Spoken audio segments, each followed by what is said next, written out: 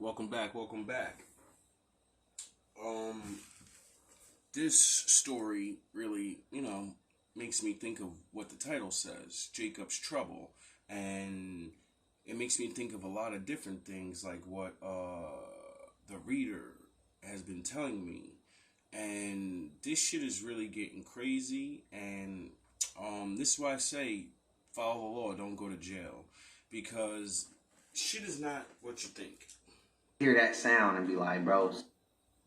We was going over the story about when they closed down Lorton. They said they was not going to send people with more than 400 miles out. I know it's 500. Okay, so then I know Rivers wasn't like people could try. Rivers not so bad, but protect your sons. This shit is not a joke. You need fathers. all these other places is completely crazy. People in Texas here and there. Yeah. So you were saying that you had the 7 years. Okay. So where did you do your time at? They called me Bird or Ryan.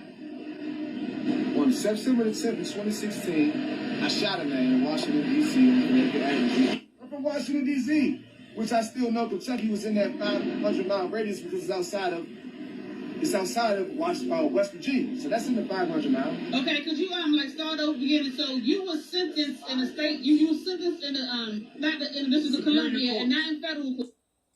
So he put his own brother down, and the Lord judged him.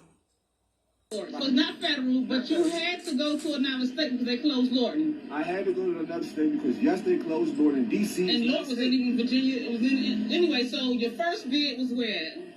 That was my longest bid. My first bid was in Gilmer FCI, right? The second one, all of this was in the 7 years, okay? I went to 5 different spots in the Federal Bureau. I've been to 5 different prisons in 7 years in the Federal Bureau of Prisons. My first prison. The constitutional law says slavery is abolished unless you get locked up. Then you are in slavery. It was Gilmer FCI, that's a medium.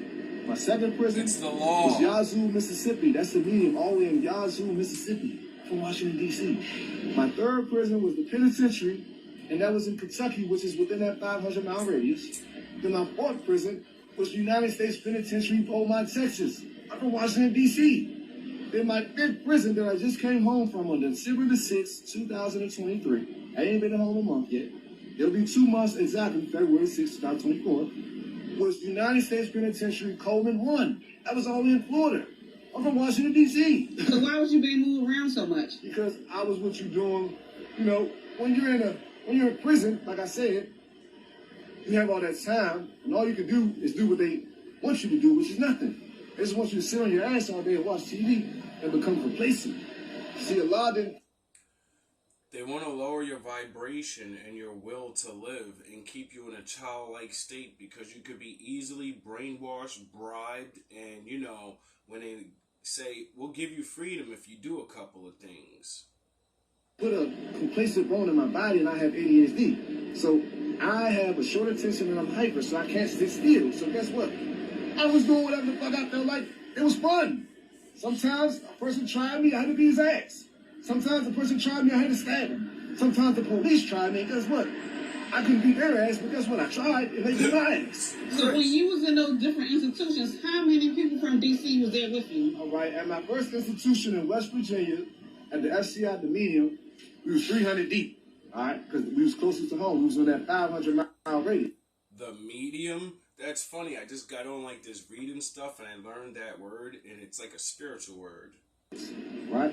When I went to Yazoo, we was only 6 people from Washington, D.C. 6 people from Washington, D.C. You feel me? We didn't even have our own table. We had to share a table, right? Then when I went to the penitentiary in Big Sandy, that's in Kentucky, so that's within a 500-mile radius because it's outside of West Virginia, we were like 500 to 300 deep.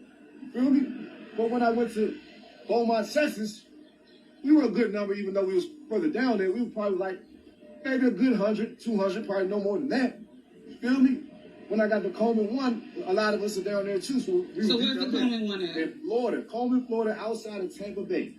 You feel me? You go to an airstrip in Tampa Bay, you pass the Tampa Bay Buccaneers Stadium, riding on a bus in shackles like in slavery. So they transport us, right? Outside of Tampa Bay. You feel me? You go to an airstrip in Tampa Bay, you pass the Tampa Bay Buccaneers Stadium, riding on a bus in shackles like you're in slavery. So they transport us, right? And the way they transport us is buses and airplanes while we're in shackles. He says they're doing it like we're in slavery. He doesn't know the Constitution literally says you are in slavery. So I had a shackle on my arms, you feel me, like this, a shackle around my waist, you feel me, shackles on my ankles, and guess what? I'm maximum security, so guess what else I had to have? I had to have a black box, right? And the shackles is tight as shit. What the fuck are they carrying a black box? What the fuck is in a box? I mean, I really, really want to know, because I never heard of no shit like that.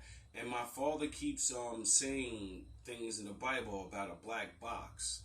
Now, it's called a cobblestone, and we're not getting into that because I'll just sound like an idiot because I have no idea, you know, because he doesn't let me know deep things. He just lets me know how to avoid going into Jacob's trouble. And so what was the longest air trip that you had? Woo! All of them were long. Because you stop at all different type of airstrips and picking up different people. They're all long. They're all long. So you're sitting there for hours. Hours in shackles. You're sitting in those shackles for so long, by the time you get to the transit center, which is in Oklahoma City, right next to Oklahoma City Airport, in this transit center, the plane pulls up like a regular plane, but guess what? Your feet never touch the ground. Damn. Because it has the same airport boarding and exit thing. You don't never touch the ground, you go straight in the building, don't nobody ever see you. Because your plane, it's the unmarked plane, it just has a symbol that the skies know, hey, that's human trafficking right there. Okay, so when they sent you beyond, everyone was aware of the travel restrictions. Did you ever complain to any of the government officials or to anybody in the correctional facilities? I did not complain because I was doing time and I understood that, hey, it is what it is. This is not my home. I mean, did any of your family members were able to ever come visit you in those other states? They never visit. I never got one visit in my entire time in the Federal Bureau of Prisons. And I did 7 years. I never got one visit. And did you have your children before you got incarcerated? I was 5 months old. Is pretending to be a gangster and making that little money worth you going away from your family and all this, all that tough guy act and all this, I gotta fucking prove I'm the man and hurt a nigga and all this, and then when you go to jail for all this time and you're flying on a fucking plane all day, is it worth it? I don't think that shit's worth it. So was you able to communicate to your son in any way while you was incarcerated? I did all the legwork because you have to. Listen to me very carefully, and this is my trigger warning, because the video I'm about to show you is in an interview of Sophia Soto's mother pleading for her baby girl to come home, not armed with the knowledge or the information that she has already lost her life. Protect your children. I don't care who it is. You need to Batman everyone around you. Everyone, you need to know who you are around. The world is not what it used to be. And I understand. I don't like to be the bearer of bad news. And the very man that has been arrested, her boyfriend, is sitting right behind her while she... Listen to me very carefully, and this is my trigger warning, because the video I'm about to show you is in an interview of Sophia Soto's mother pleading for her baby girl to come home, not armed with the knowledge or the information that she has already lost her life. Could you even imagine? And the very man that has been arrested, her boyfriend, is sitting right behind her. I just want to leave. She's pleading and begging for her baby to come home. I went to pick her up after school. I just want to leave. And she wasn't there. So I started driving around, maybe thinking she took a walk. Maybe she decided to walk to my mom's office, which is pretty close to the school as well. What is going on in the world, bro? Drove around and I didn't see anything. I drove back to the school was closed. I emailed one of her teachers. They confirmed that she was absent all day. At that point is when I called 911 because